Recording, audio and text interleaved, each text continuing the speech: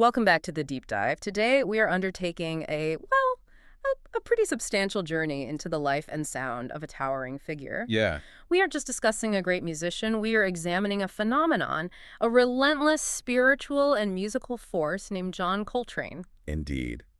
John William Coltrane, or Train as he's known, he stands, unquestionably among the most influential and acclaimed figures in the history of jazz. And not just jazz. Oh, not at all. Frankly, 20th century music writ large. When you attempt to grasp the scope of his career, the radical, almost frantic evolution he went through, it's astounding. It really is. Going from a hard bop sideman battling addiction to What? the pioneering architect of modal and free jazz. And to think he accomplished all of this before his untimely death at the age of 40, it's breathtaking. The word influence doesn't quite capture it, does it? His legacy is so profound that it sort of transcends music charts or technical analysis. His life's work became something iconic. It did. So how did he become such a powerful cultural and really a spiritual figure? How did his legacy earn this unprecedented, almost mythical recognition? That recognition is exactly where we have to start. Let's just talk about the honors for a second. In 2007, he received a posthumous special Pulitzer Prize. Which is immense. It's immense. And the citation mentioned his iconic centrality to the history of jazz. But, beyond the secular awards, his impact went straight to the spiritual realm. You're talking about the canonization. In 1982, yes. Yep. He was formally canonized by the African Orthodox Church. So his veneration literally moved past musical critique and into the realm of spiritual inspiration. That is an incredible starting point. So for you, the learner joining us today, our mission is to unpack this extraordinary, almost impossibly fast journey. Right. We want to understand the relentless pace of Coltrane's evolution. How did he transform from a disciplined bebop player struggling with these profound personal demons To the spiritual pioneer who continually shattered and rebuilt his own sound until the very end. And we've drawn from some really rich source material covering everything. The precise details of his biography, the technical architecture of his artistry, the nuances of his spiritual quest, and the massive legacy he left behind. So our goal here is to extract those essential nuggets of knowledge, the specific stories, the technical secrets, the personal motivations that truly explain why Coltrane's music continues to define aspiration for musicians and listeners alike. That's the mission. Okay, let's unpack this journey by starting where any great story must begin: his origins. Coltrane was born in Hamlet, North Carolina in 1926 and grew up in High Point. But his childhood was tragically marked by loss and upheaval. It was a brutal stretch. His formative years were punctuated by this severe personal tragedy starting in December 1938. And it all happened so quickly. In a devastatingly short period of just a few months, he lost his father, his aunt, and both his maternal and paternal grandparents. Wow. That level of loss, these are the anchors of your young life. It must have profoundly shaped his outlook. You have to think it installed a deep seriousness in him, right? Maybe a relentless search for some kind of stability or meaning. A search that later became channeled directly into his music. There's almost no other way to see it. Losing 4 family members in quick succession, right as he was entering his teen years and finding music, it puts that early discipline of his into a whole new context. It really does. So what were those initial musical steps before the saxophone really took hold? Well, he started on instruments that are, quite far removed from the powerful tenor saxophone we all know him for. While in high school, he played the clarinet and the alto horn. In a community band. In a community band, yeah. The shift to the saxophone came later, but his early listening was classic. He was profoundly influenced by the smooth, lyrical tenor sound of Lester Young and the alto virtuosity of Johnny Hodges. Then he relocates to the North in 1943. Right, that's a big move. A huge move. In June 1943, Coltrane and his family moved to Philadelphia, which was, at the time, a vital hub for developing modern jazz. A real center of the universe for that kind of music. Absolutely. He initially took a job at a sugar refinery, but music quickly took priority. And that September, for his 17th birthday, his mother bought him his first saxophone and alto. And this leads us to the moment that, every Coltrane biographer highlights this as the definitive aha moment. It's the moment he witnessed the architect of bebop, Charlie Parker, perform live. And it wasn't just a concert for him. No, it was an epiphany. This pivotal moment happened specifically on June 5, 1945. Coltrane recalled in a 1960 Downbeat interview that seeing Parker perform hit me right between the eyes. That just says it all. That one moment cemented his path toward bebop and more specifically, towards the incredible technical dexterity required to execute it. He started taking serious lessons immediately after that, studying with Mike Guerra at the Ornstein School of Music. And he manages to transition almost immediately into professional playing, even as he's facing military service obligations. Yeah, he enlisted in the Navy on August 6, 1945, which is, incredibly, the very day the U.S. dropped the atomic bomb on Hiroshima. He did it to avoid the Army draft. Primarily, yes. Mhm. He trained in New York before being shipped to Pearl Harbor, where he was stationed at the Minana Barracks. And that was, notably, the largest posting of African-American servicemen globally at the time. And this is where we find a really surprising detail that just speaks volumes about the segregated reality of the time, even within the military. He joined the bass swing band, the Melody Masters. But with a strange caveat. Exactly. What's fascinating here is the social engineering required. The Melody Masters was an established, all-white band. So, to avoid issues with superior officers over integration, Coltrane was recognized for his immense musical talent. But he could only participate as a guest performer. So he couldn't be a formal member of the band. Couldn't be a formal member. When he wasn't playing with them, he still had to perform his regular duties, like kitchen and security details. But by the time he was discharged in August 1946, he had actually risen to assume a leadership role within that very band. And the sources confirm we actually have evidence of his playing from this period. We do. His first recordings were from an informal session in Hawaii in July 1946 with fellow Navy musicians. Still on alto sax. Still on alto sax, yeah, running through standards and bebop tunes. He was discharged as a seaman first class, and he returned home with a GI Bill. So back in Philadelphia, he uses those funds to really immerse himself in formal musical study. And this just defines the dedicated nature of his early career. He enrolled at the Granoff School of Music, studying theory with Dennis Sandol, who was a renowned guitarist and composer, and taking saxophone lessons with Matthew Rostelli. And this dedication lasted several years. It did, and it's an important detail that this formal education was halted not because he mastered the curriculum, but because his GI Bill funds ran out.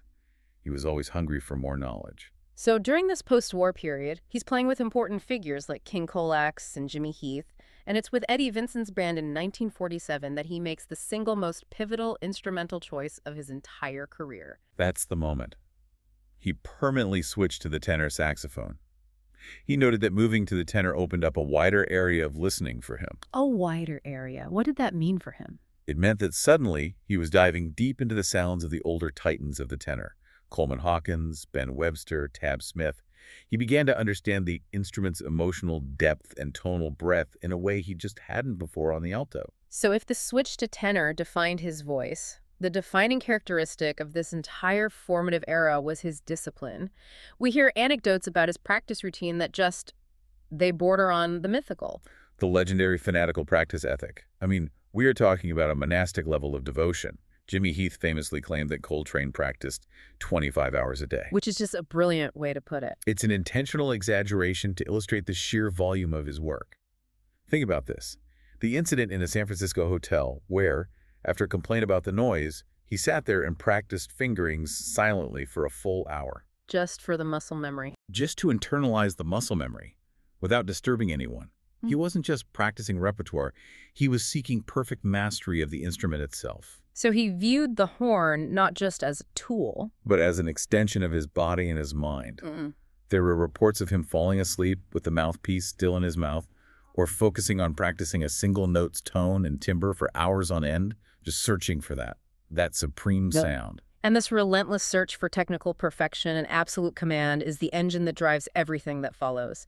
It's what prepares him for the creative explosion he was about to experience. Precisely. That engine of discipline drives him directly into 1955 and the call that would change everything, the invitation from Miles Davis to join his group.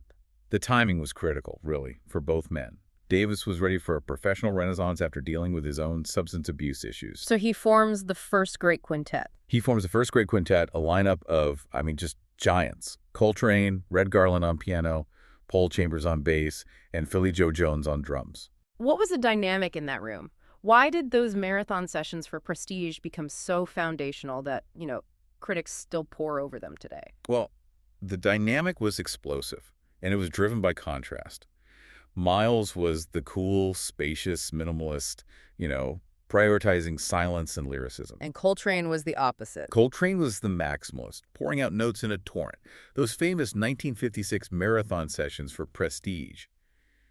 They were essentially a contractual obligation. Right, they had to knock out a bunch of albums fast. And they did, resulting in 4 of them: Cookin', Relaxin', Workin', and Steamin'. And these records just beautifully captured the tension and the synergy between Miles's space and Coltrane's burgeoning density. But even with this breakthrough success, that period was marked by his personal struggle, what you called the dark period. Yeah, despite the musical brilliance, Coltrane was battling a severe heroin addiction and alcoholism, a struggle he'd been wrestling with since 1948. And this volatility was a major factor in the quintet's initial dissolution in 1957. It's such a dark reality that this immense creative outpouring was happening under the shadow of a crippling addiction. It really is. When that door closed, though, another one opened almost immediately with Thelonious Monk. And many people view this brief collaboration as the single most transformative intellectual period of Coltrane's entire career. I think that's a crucial insight. In the latter half of 1957, Coltrane joined Monk's Quartet, and they played a lengthy residency at the Five Spot Cafe in New York. And Monk was a different kind of leader than Miles. A totally different kind. Monk was the ultimate conceptual mentor. He forced Coltrane to navigate these incredibly complex, angular harmonies in real time. This collaboration was intellectually foundational. It pushed Coltrane to organize that creative flood of notes he had. But due to just awful contractual conflicts, Coltrane was still technically contracted to Prestige. They only managed one official studio recording session together at the time. That's one of the great tragedies of jazz history. However, the reputation of that group was validated years later by a stroke of pure luck. The lost tape. A high-quality tape of a 1957 concert, recorded by the Voice of America, was discovered and released in 2005 as Thelonious Monk Quartet with John Coltrane at Carnegie Hall. And it confirmed everything people had been saying about them. It confirmed the powerful, intense connection between Coltrane and Monk's idiosyncratic harmonies. It was all real. And at this time, Coltrane was already beginning to record under his own name, showing his compositional muscle. Absolutely. His sole date as a leader for Blue Note, Blue Train from 1958, is often considered his definitive hard bop statement. 4 of the 5 tracks were his own compositions. Exactly, demonstrating his rapidly developing command.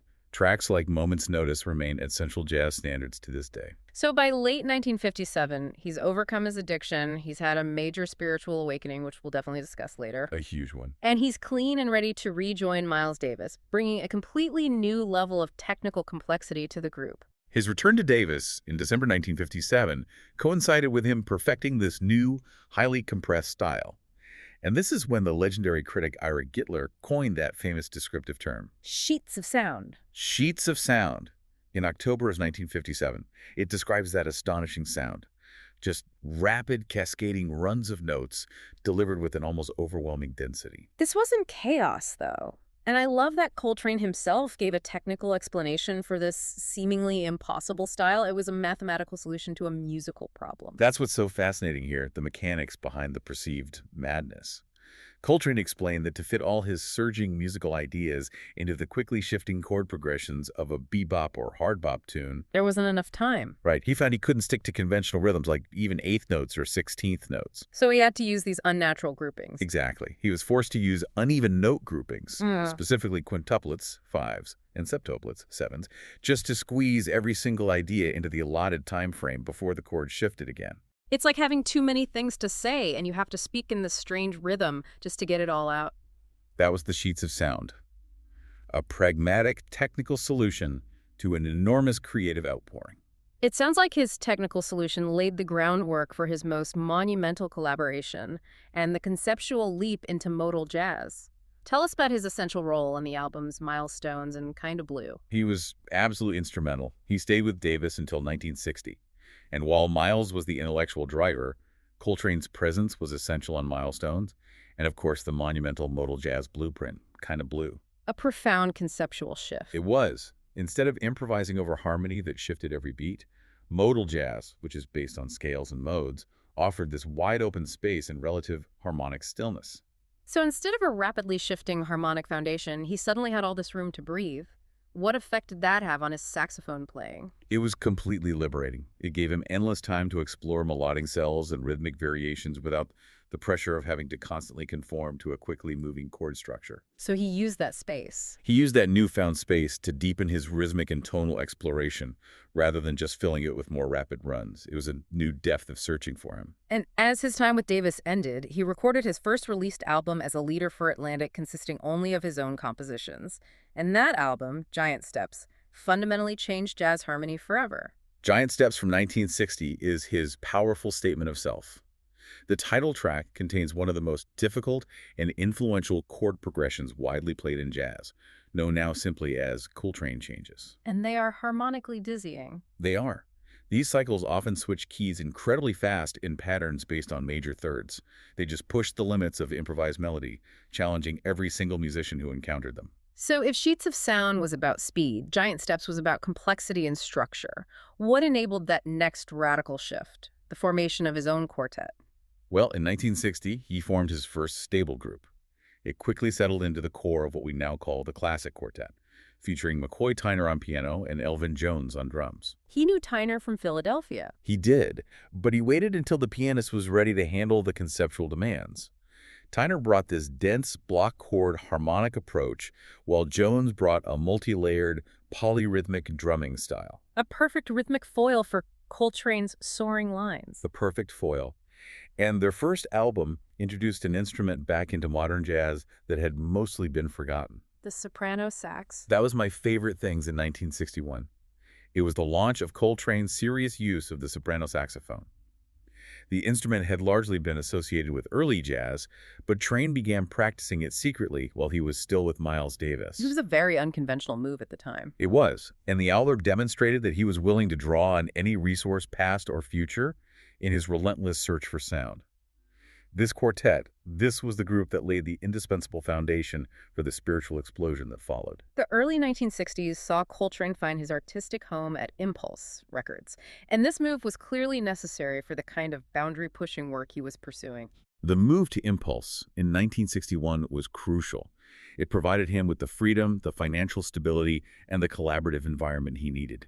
And crucially, it reunited him with the legendary engineer Rudy Van Gelder, who recorded almost all of his Impulse output at his New Jersey studio. That's right. And this is where we see the band briefly expand, adding Reggie Workman on bass and Eric Dolphy as a second horn, which led to that highly documented Village Vanguard residence set. Yes, the recordings released as live at the Village Vanguard in 1962 are just monumental documents of this transitional phase. They are. They reveal Coltrane's rapid absorption of new forms, deep modal exploration, influences from Indian ragas, and full-blown elements of free jazz. What's fascinating is that Coltrane wasn't working in a vacuum. He was actively listening to the cutting edge of jazz. Oh, absolutely. His deep dive into this new, expansive sound was heavily influenced by saxophonist John Gilmore, who played with Sunrise Orchestra. And Coltrane had a famous quote about him. He reportedly said after hearing him, Gilmore's got the concept.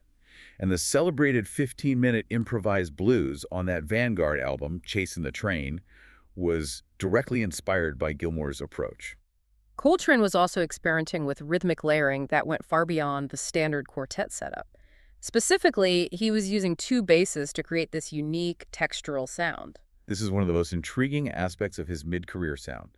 He frequently paired his regular bassists, like Reggie Workman or Jimmy Garrison, with a second bassist, such as Art Davis or Donald Garrett. And Garrett recalled playing a tape for Coltrane. Yes, a tape where the two basses were performing these complex rhythmic patterns, and Coltrane just loved the resulting texture. And Coltrane connected this sound explicitly to global traditions, correct? He did. He told people he liked the dual bass sound because it was akin to the East Indian water drum, which has this distinct, multi-textured rhythm. He even explained the roles of the two basses. He did. One bass would remain in the lower register, acting as the foundation, what he called the stabilizing thing, while the second bass was freed up to improvise and fill in the spaces, much like the right hand on the drum. He was seeking a multi-directional rhythmic foundation, almost overwhelming you with the pulse. This experimental phase was incredibly polarizing for the jazz establishment, and it led to direct, painful public criticism. It was extremely divisive. In 1961, Downbeat magazine published an article that notoriously labeled Coltrane and Eric Dolphy, his second horn player, as players of anti-jazz. Anti-jazz? That must have stung. It bewildered and genuinely upset both musicians. Coltrane, who was striving to make every performance a whole expression of one's being, felt deeply misunderstood. So how did he respond to that critical hostility? Did he pivot immediately? Coltrane was intensely sensitive and acutely aware of his audience, so he made a strategic decision. Shortly after that backlash, Dolphy left, and Jimmy Garrison replaced Reggie Workman on bass. Solidifying the lineup we now call the classic quartet. That's it. Tyner, Garrison, Jones, and Coltrane.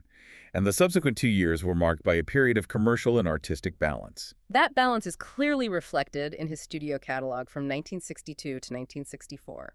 He was managing two musical personalities.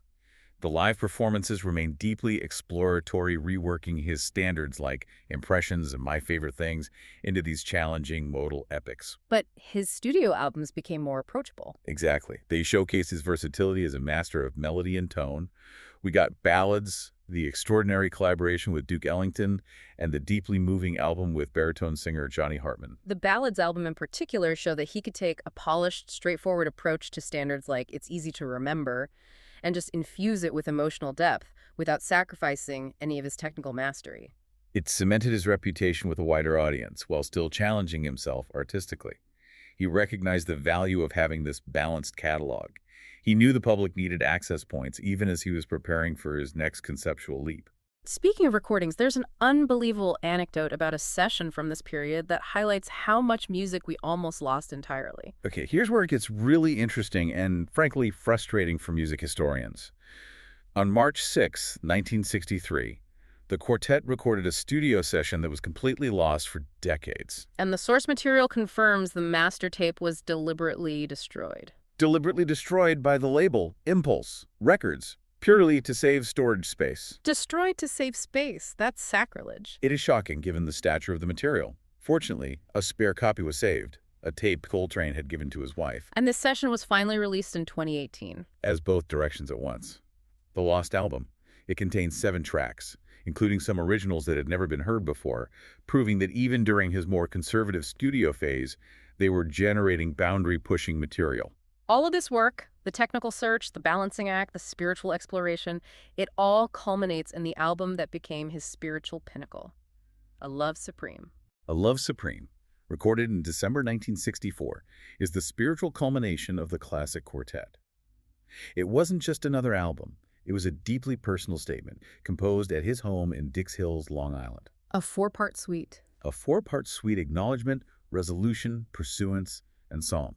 And it is a profound, explicit ode to his faith and his love for God. The level of dedication to that faith is clear, even in the composition structure, particularly in that final movement, Psalm. That movement is a direct musical setting of an original, deeply personal poem Coltrane wrote to God, which is printed in the album's liner notes. And the technical detail here is staggering. He's playing the poem. He's playing the poem. Coltrane plays almost exactly one note for each syllable of the poem, basing his phrasing and melody directly on the structure of the words themselves. The music is the prayer. This wasn't merely inspiration. The spiritual concerns were now completely integrated into the physical structure of his musical composition. And for an album that is now so revered, it's amazing that he performed it so rarely. He played it live only 3 times in its entirety. Recordings exist of 2 of those performances, one in Antibes, France, in July 1965, and a recently discovered amateur recording from a concert in Seattle in October 1965. The scarcity of those live documents just makes them invaluable. Invaluable. And they show the group's transition into the next, even more radical phase. Following A Love Supreme, Coltrane he dropped the pretense of balance and threw himself completely into the avant-garde. The final 2 years of his life were characterized by radical, unrelenting musical acceleration. What's fascinating here is that he wasn't just creating a new genre.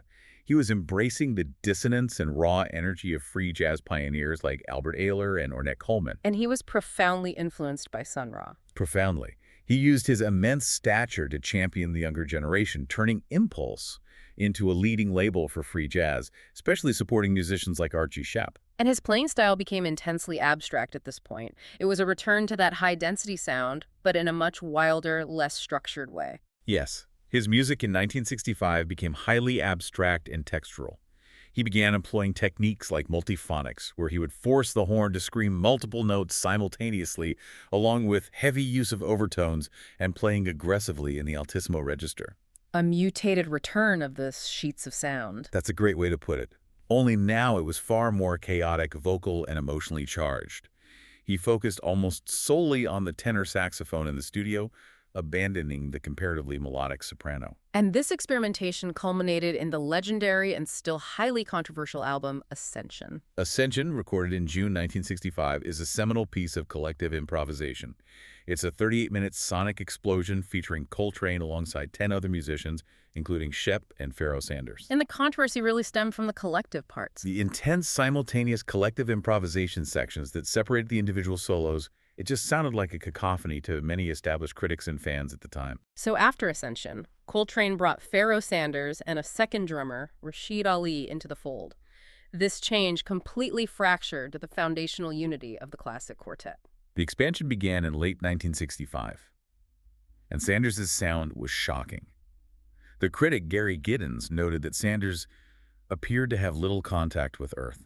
Expanding the horn's vocabulary. Drastically, with growling, screeching, and what we might call human cry and shriek squeals. This intense sonic explosion and this multi-directional rhythmic complexity, it was clearly too much for his longtime bandmates, Tyner and Jones. It signaled the end of the classic quartet. McCoy Tyner, who built his sound on harmonic clarity and powerful block chords, left shortly after recording Meditations. He said he couldn't hear himself. He literally couldn't hear himself over the sheer volume and the two drummers. And Elvin Jones, who was arguably the greatest jazz drummer of his generation, also departed due to dissatisfaction with the musical direction. That must have created immense tension. It did.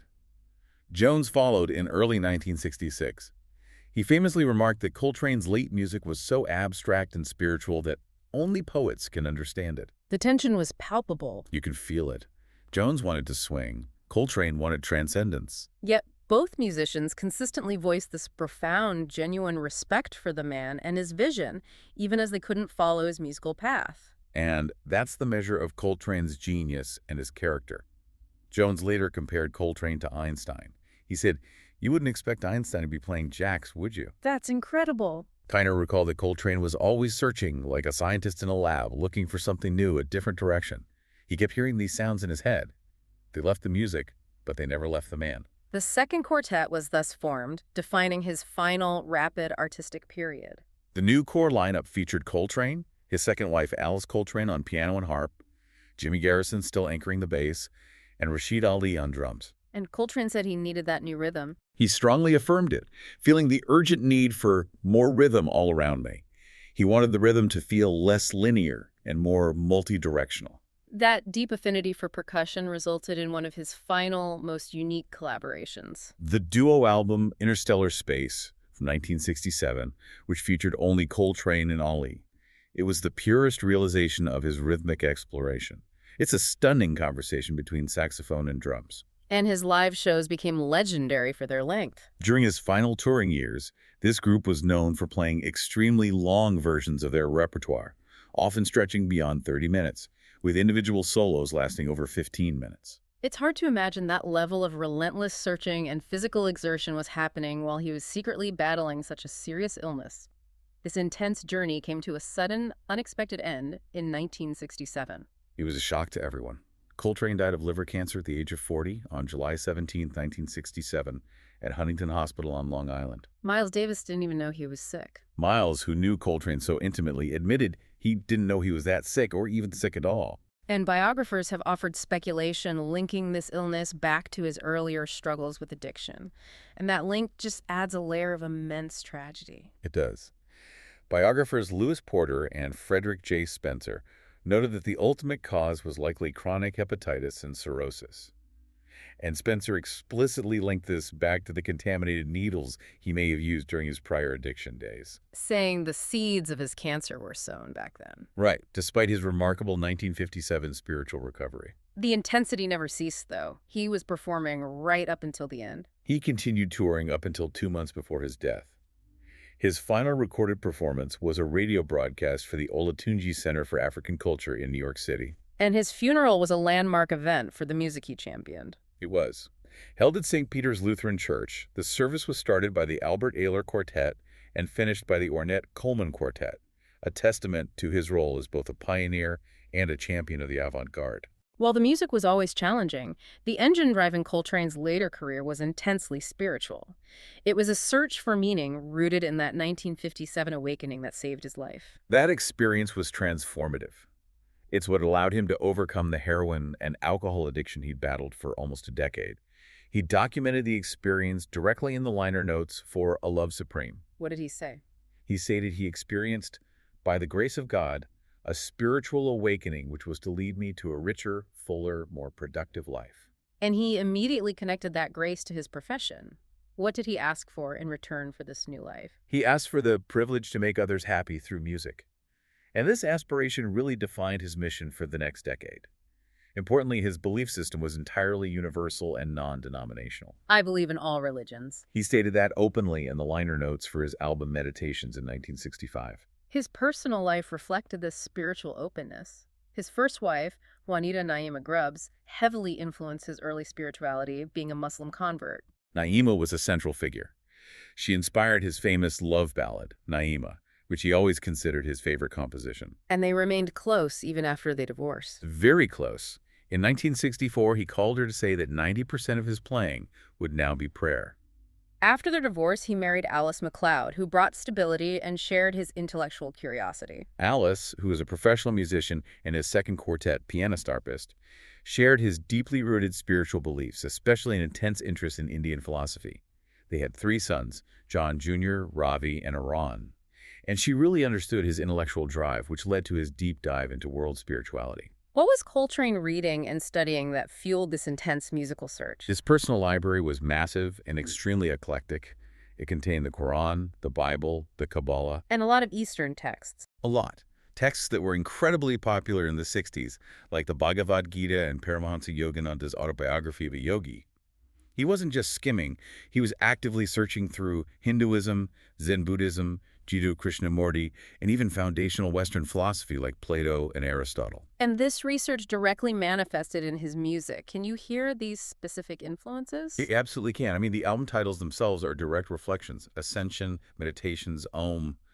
The recording Om, from October 1965, refers to the sacred Hindu syllable symbolizing the infinite. And that piece contains explicit chants. It does.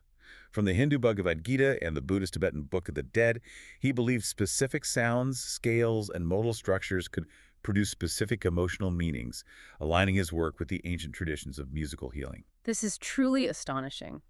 And it leads us to the most profound and almost unbelievable insight into Coltrane's ultimate goal as a musician.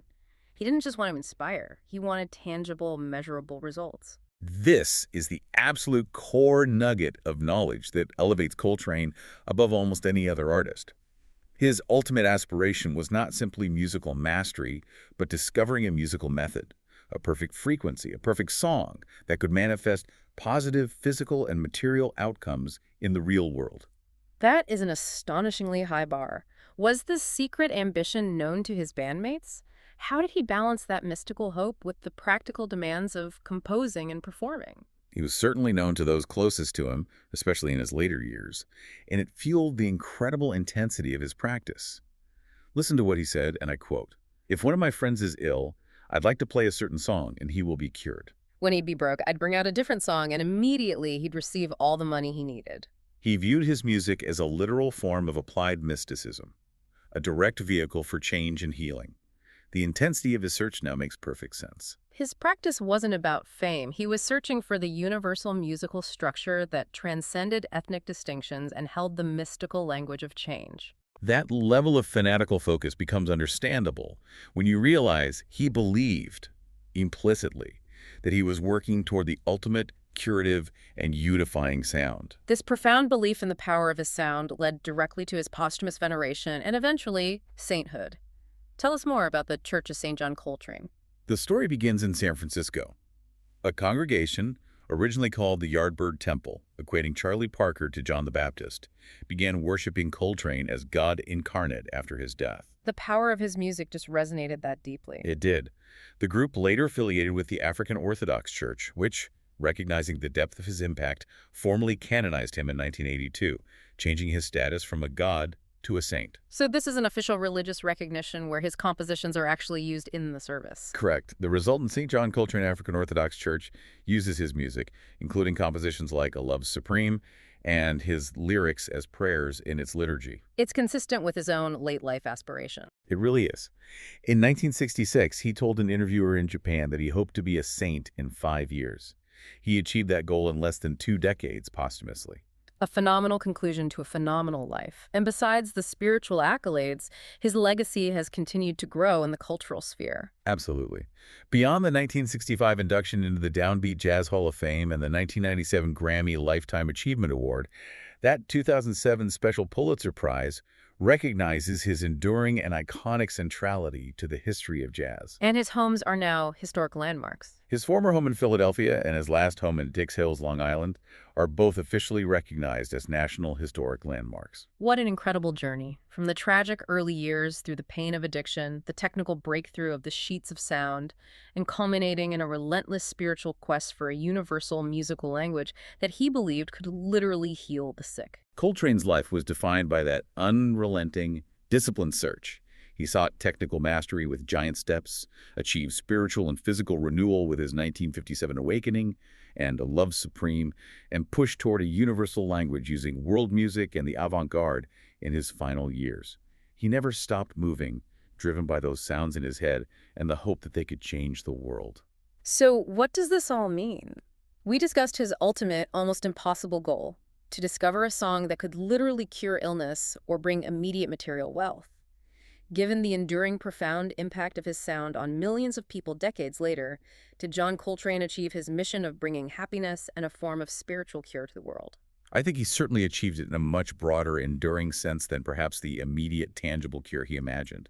His music provides an enduring template for self-discovery, for spiritual expression, and for a relentless pursuit of truth through art. His sound has served as comfort, inspiration, And a gateway to higher thought for generations. If you, the learner, are looking to truly understand the relentless pace and abstract nature of his final search, we encourage you to go beyond the comfortable classics like A Love Supreme and explore the challenging later works we discussed. Yeah, listen to the collective, explosive improvisation of Ascension and the pure rhythmic spiritual dialogue of the duo album Interstellar Space. When you hear those albums, You realize that Coltrane was not just documenting his journey, he was using his instrument as a tool for transcendence, searching for the sound that could change reality itself.